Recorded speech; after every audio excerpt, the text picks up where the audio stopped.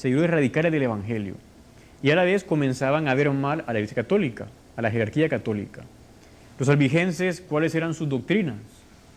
Vamos a decir que estaban influenciados por ideas maniqueas y también gnósticas de inicios de la era cristiana. Entonces los albigenses venían a decir, entre otras cosas, que el mal provenía de la materia creada. O sea, que lo creado, la materia era como fuente de mal. Favorecían el suicidio en algunos casos. Y también buscaban la disolución del matrimonio y de la propiedad privada. O sea, era un extremismo en cuanto a considerar las cosas que había en la sociedad.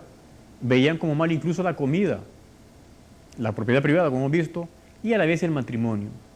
Un ejemplo que puede servirnos es cómo era una conducta típica de un albigense. Imaginemos una joven comprometida en matrimonio, una joven de una buena familia.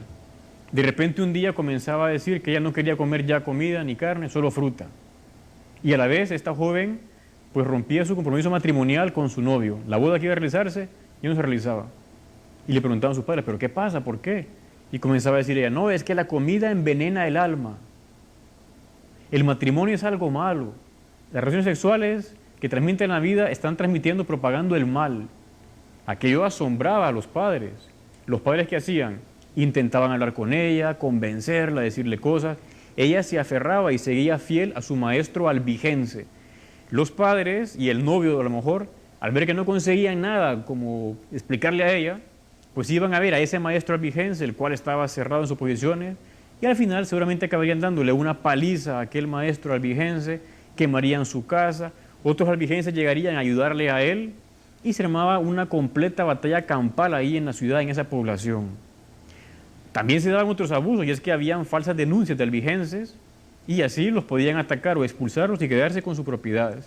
Bueno, todo eso fue generando un ambiente muy tenso. O sea, metámonos en esa época. O sea, gente que está yendo contra la propiedad privada, el matrimonio, contra la comida, generaba una gran desestabilidad. Tanto así que llegó a considerarse los albigenses como un grupo antisocial y anticristiano, porque venían a socavar todo ese orden. Y se veían como un peligro para el Estado mismo y a la vez para la Iglesia. De hecho, a nivel así ya de reyes o de príncipes, los albigenses se habían apoderado de muchas grandes regiones en Francia y en Alemania.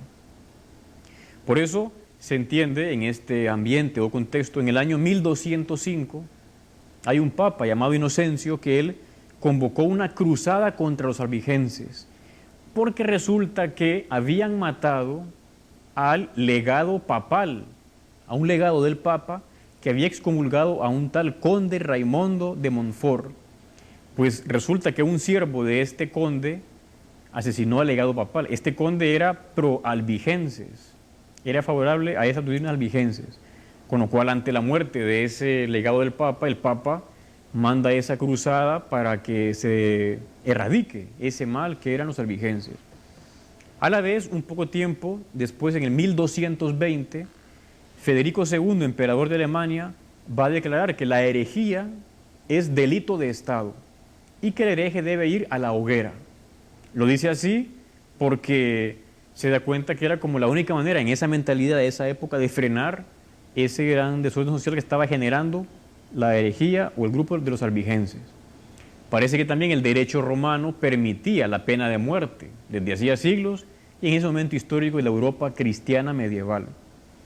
Unos años más tarde, 1232, el Papa Gregorio IX va a crear lo que se llama la Inquisición Pontificia de la Santa Sede, que fue encomendada sobre todo a los dominicos, que eran unos clérigos doctos y piadosos y que podían intelectualmente contrarrestar a los albigenses. Y 3 siglos después, en el año 1542, el Papa Pablo III crea la Inquisición Romana y Universal para detener la extensión, en este caso de la herejía promovida por las ideas de Lutero, que ya vimos en otro programa, cómo Lutero con sus ideas generó una gran ruptura en la iglesia y fue condenado como hereje, aunque él luego se salió de la iglesia y no fue ejecutado, simplemente inició un movimiento, una reforma que se llamó protestante. Y para ir acabando esta parte de fechas, en el año 1700 apenas ya existe la Inquisición y fue abolida por el Papa Pío VIII en el año 1829. Así, esta fue a grandes rasgos cómo se originó la Inquisición pontificia. Veremos un poco después la española y a la vez lo que pasó en América, en nuestra América. Pasamos a otro apartado. Este apartado se titula El procedimiento. O sea, más o menos cómo era un procedimiento en la Inquisición. Básicamente se partía de lo siguiente. Puede que alguien denunciara a una persona o a una ciudad de que ahí había sospecha de herejía, o que se diera una revuelta en la ciudad misma, por lo que hemos visto antes de que fueran por su propia cuenta a tomar la justicia contra alguien a quien pensaban que era un hereje. Ante eso, los inquisidores daban un tempus gratiae, un tiempo de gracia, para que si había gente con ideas erróneas o que venían a pervertir el orden social, aquella gente pudiera confesar esas ideas y quedar libre de pecado. O sea, era un tiempo de gracia, como para decir, bueno, si hay alguien sospechoso, que se arrepienta de eso y no va a pasar nada. Y de hecho así pasó en muchas ocasiones. Luego llegaba el inquisidor, ya sea general o de una zona, y comenzaba su investigación. Ya vimos que inquisición significa investigación. El inquisidor llegaba a investigar y se inauguraba el proceso. Ese proceso puede decirse que tuvo sus más y sus menos. Por ejemplo, algunas ventajas es que ese proceso generó un avance en cómo juzgar al reo.